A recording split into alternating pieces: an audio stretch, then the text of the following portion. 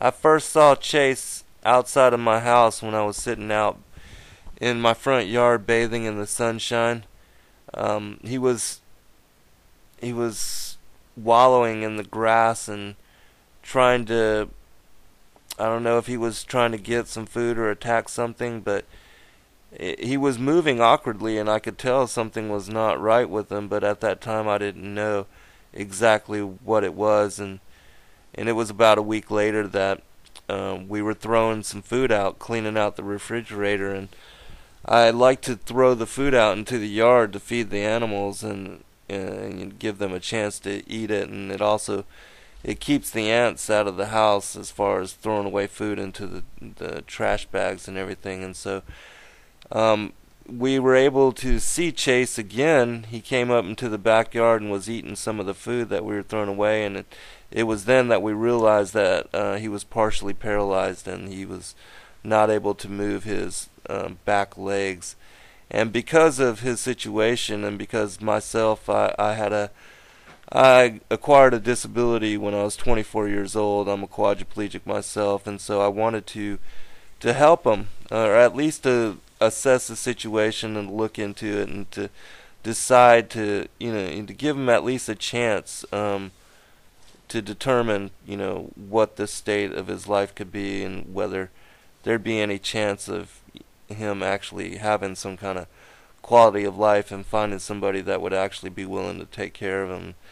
And so we brought him into the house and captured him. That's how he actually got his name, Chases, because we had to chase him down initially to catch him, take him to the vet. And we kept him in the garage for a couple days, and then brought him into the house and tried to allow him to hang out a little bit with us, just to assimilate and get to know each of us, so that some of the girls here could then try to do some of the care that was necessary for him to express his bladder and his bowels, and also to clean up, because he was a mess. He's not able to control his bowel or bladder movements, and so he had soiled himself, and so he needed to be cleaned up. And so we did all that, and then took him back to the vet. And just recently we've had some blood work and everything done on him, but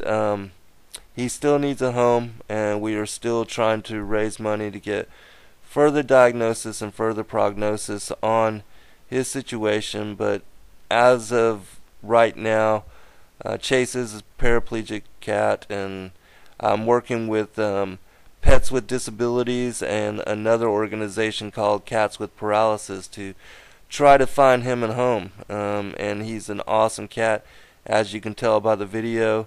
Even though he was feral, he has since become docile, and the more we work with him, I'm sure that he'll become better and better as far as working with people. So if you have interest, please contact us and get in touch with us and let us know as to how you would like to get involved with his case.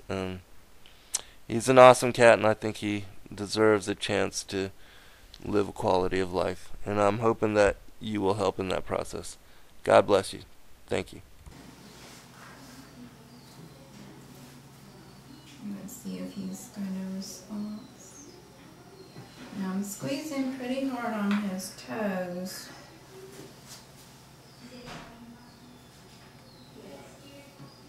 And he's not reacting to it. Mm-mm.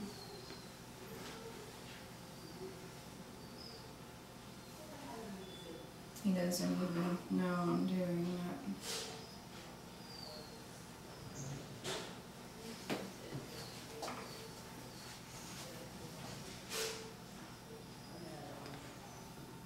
I don't know. I know when I saw him trying to run, I saw one of his feet trying to move, so yeah, I don't think he could probably feel anything from his hip down though. No.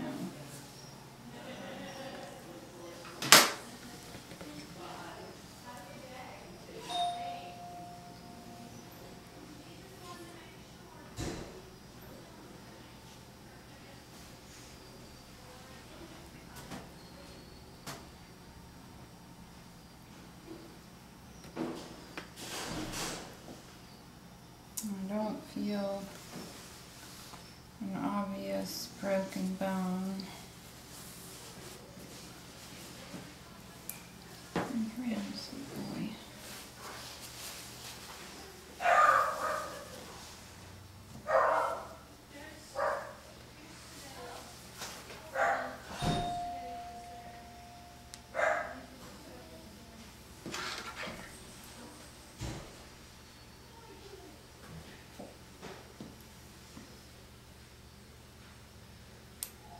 I mean, he's not making any response to anything I'm doing.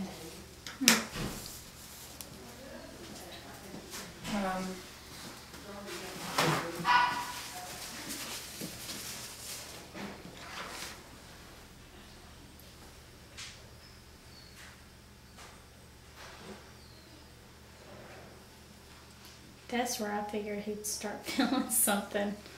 Because he can move his whole upper body. Mm-hmm. And I mean, he can get around really good.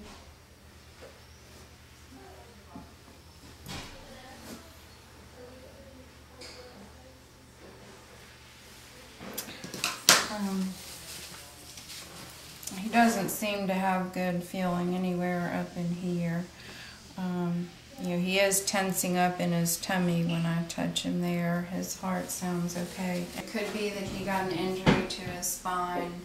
It could be some type of infection in his spine. It could still be some type of blood clot in his spine. It could be a tumor. It could be any number of things. Okay.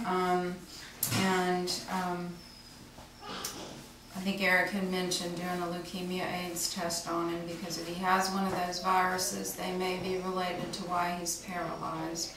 And his chances of recovery are not very good. Okay.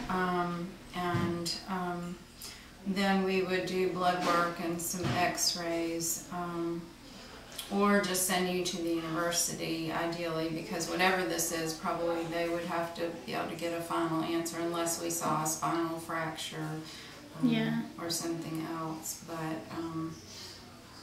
you know, So what are your feelings on it? Because like when you see him out, like not in this situation, and he's outside, you can see that he can, you know, get around and all that by himself, and he seems to be in good health, you know, being out there. Like he's adapted to his injury. Yeah, I don't think it's a very old injury. I think it probably just happened because what they'll start to do when they can't use their legs is they get really bad sores. They, you know, they start to drag their feet, which he's just starting to do so, and he's got a few sores. So I don't think he can live with this injury. Plus, he's not emptying his bladder, so he's going to be very prone to infections and other problems. All right. So, you know, if he wanted to get this worked up, I mean, again, we can do a leukemia test, we can do blood work, we can do x-rays with him sedated. That may or may not give us an answer to what's going on with him. Yeah. So, and then he would, if he wanted it worked up further, go to the university. But I would say the prognosis is really guarded, especially since he doesn't have any pain responses in those back legs. Usually that means there's not a great chance it's going to come back, but I don't know the cause, so Yeah. but I would imagine that it's some type of trauma to his spine that I just don't know without doing more testing. So, You said you think he has some feeling in his stomach. he's tensing up his belly, so I think it's just those back ends. Of course, it's harder when he's, you know, we can't really, I guess we could put him on the floor and see what he does, because he can't get very far, right? No, he's pretty fast, but when we got him, he didn't bite us or nothing like that. Okay. Let's You know,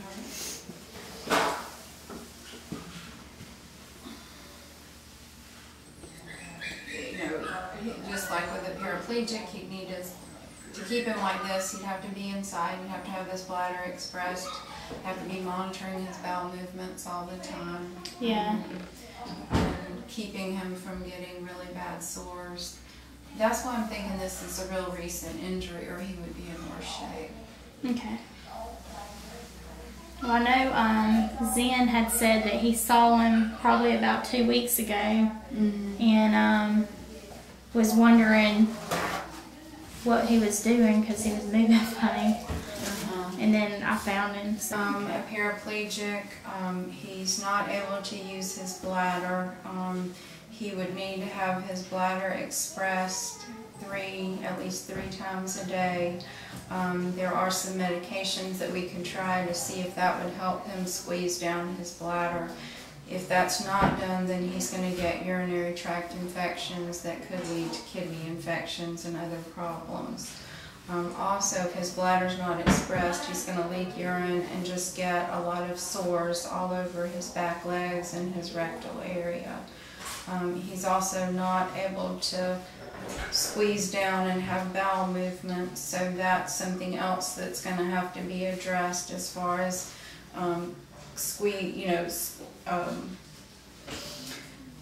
squeezing down his rectum and getting his bowel movements out for him, making sure that he eats a soft enough diet that his bowel movements are soft, and cleaning him, 3 times a day so he doesn't get sores and infections. So I think that there's a lot of challenges, and he would be just like a person who is a paraplegic. He would need constant care. Okay. All right. Well, I appreciate it. Thank you. Sure. This is Chase.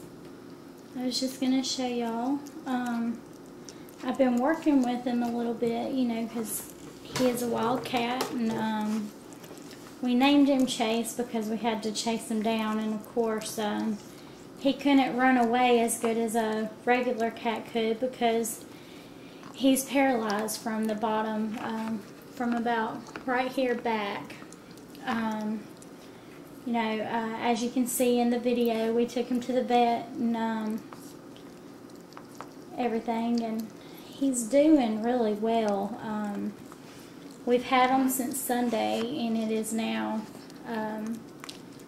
Tuesday, and he's went from, being a wild cat, he was hissing and growling. Well, now he's got to the point where, the only time he hisses is when you first come up to the cage, and I just gave him a bath and everything, and he didn't hiss at me. So I was going to see about how far I could push it, and I actually am able to now pet his head, and he's purring and everything. So I know this could make a good cat for somebody. It's just somebody that would have the patience and the love and care to be able to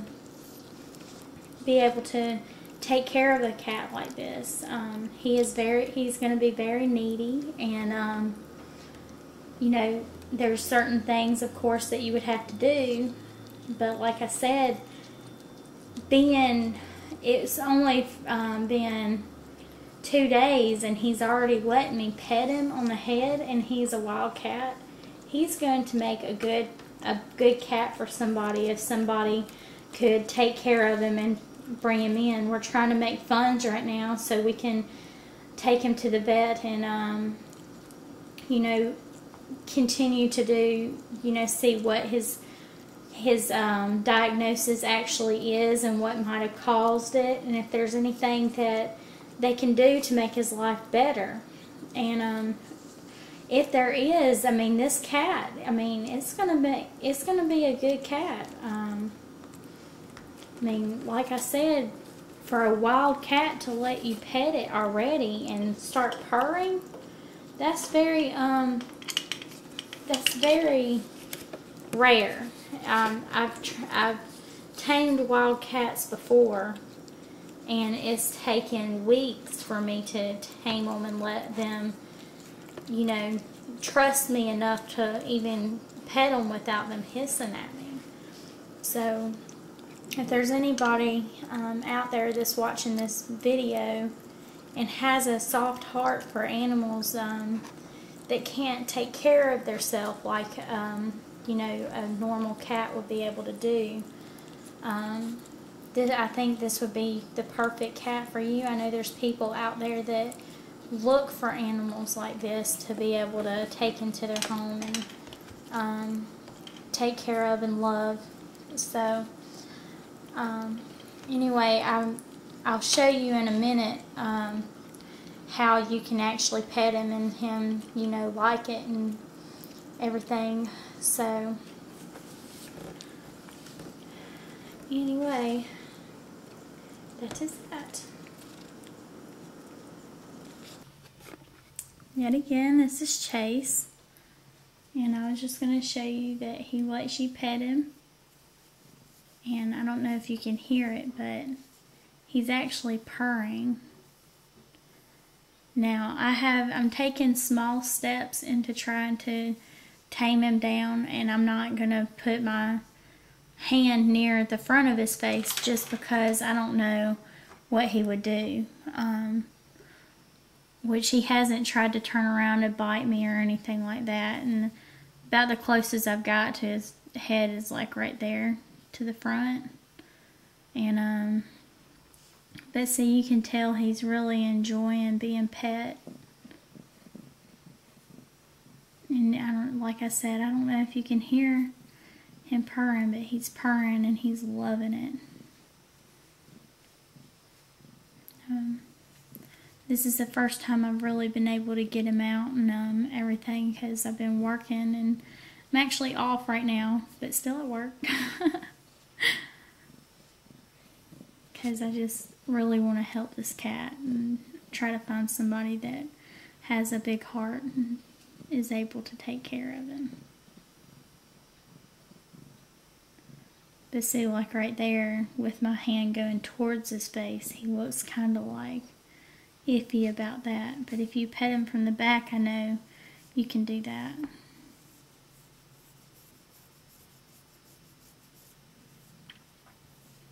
But like I said, I told y'all I would show y'all that he could be pet and that he has the tendencies of being a loving cat. He's a really sweet cat. I know y'all heard that.